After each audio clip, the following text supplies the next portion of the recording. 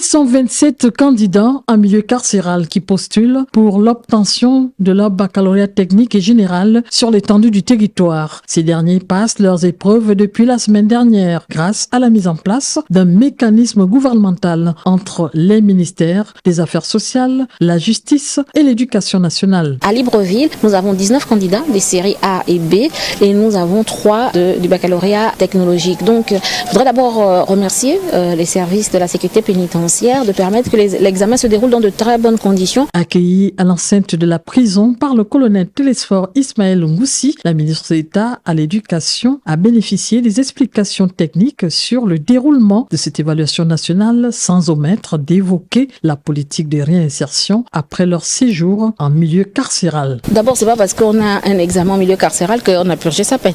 On purge d'abord sa peine et ensuite, en fonction quand on la termine, et puis vous savez, il y a aussi parfois des grâces présidentielles qui interviennent entre-temps selon les bonnes conduites des détenus. Il faudrait qu'il y ait une dynamique plus accentuée, un suivi régulier également de ces jeunes-là dans leur vie post-milieu carcéral.